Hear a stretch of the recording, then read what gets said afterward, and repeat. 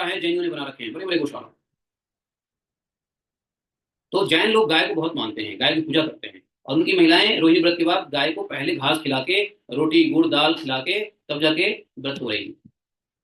तो व्रत कैसे करना है समझ गए। और रोहिणी, और वो लोग रोहिणी में क्या करते हैं, एक देवता है वसु देवता। तो जैन लोग वसु देवता की पूजा करते हैं। वो वसु देवता कोई नहीं है, वो हमारे वासुदेव ही हैं। तो इसलिए आप भी रोहिणी के दिन खूब माला करें, हरे कृष्ण कृष्ण कृष्ण हरे हरे, राम राम राम राम हरे हरे। तो ये भगवान विष्णु का डेडिकेटेड वो है। तो इसलिए वो लोग वसु पूजा करते हैं, वसु उनका अलग सिस्टम है, वसु। तो वसु और कोई नहीं है, वासुदेव ही है। तो इसलिए रोहिणी व्रत जाने अनजाने में करते हैं। वेद को नहीं मानते हैं जैन, हालांकि जैनिज्म अपने आप में एक हेट्रोडॉक्स है, नास्तिकवाद है। वेद शास्त्र को नहीं मानते हैं, भागवत को नहीं मानते हैं, वेद को नहीं मानते हैं, श्रुति को नहीं मानते हैं, श्रुति को नहीं मानते हैं।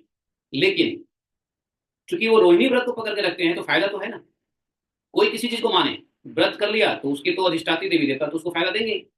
तो जैन कम्युनिटी के अंदर ये मैंने देखा है। तो इसलिए अगर आप लोगों को भी देखो, ये कलयुग है। कलयुग में पदम पदम विपदम भी है, और पदम पदम संपदम। हर कदम पे आपको पैसे की आवश्यकता है कलयुग में। बिना पैसे का कुछ नहीं हो सकता है।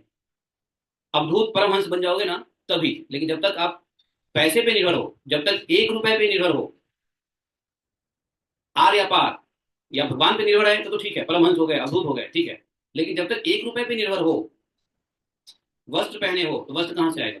अर्थ युग है ये, कलयुग जो है अर्थ युग है। पदम पदम विपदम भी, और पदम पदम संपदम की आवश्यकता होती है। और पदम पदम जितना संपदम रहेगा, विपदम उतना कम रहता है, ऐसा माना गया है। कलयुग का लक्षण है कि जितना थोड़ी संपत्ति रहने से विपत्ति तो रहती है, लेकिन विपत्ति कम रहती है। रोज की विपत्ति नहीं रहती है कि नहीं। तो इसलिए कलयुग अर्थयुग है। अर्थ तो सबको चाहिए, इसलिए कलयुग में देखो सन्यासी भी पैसे के पीछे भागता ही है। बेशक भगवान की सेवा करने के लिए पैसा लगाए, लेकिन पैसे के पीछे भागता है सन्यासी। साधु, ब्रह्मचारी, सो कॉल्ड जो भी देख लो, पैसे के पीछे भागता ही है। बिना पैसा कुछ नहीं हो सकता है।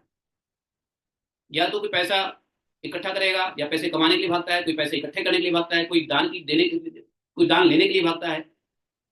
तो ये रोहिणी व्रत करने से कहते हैं कि आपकी जो सुख संपत्ति के जो फैक्टर है वो है अर्थ, रुपए पैसे धन। तो इससे समृद्धि आपकी बनी रहेगी। रोहिणी व्रत का फल ये है। इसलिए आप लोग समृद्ध बनना चाहते हो। और आज के डेट में समृद्धि पैसे की भक्ति में बहुत बड़ा एक वो हो गया है कि जब तक शुद्ध भक्ति ना हो तब तक तो पैसे चाहिए। और पैसे नहीं होगा तो शुद्ध भक्ति कहाँ से करोगे। शुद्ध भक्ति के स्तर तक कैसे पहुंचोगे, इतना तो बैरागी वो है नहीं, इतनी तो कृपा है नहीं। इतनी कृपा होती तो पहले से ही बाबा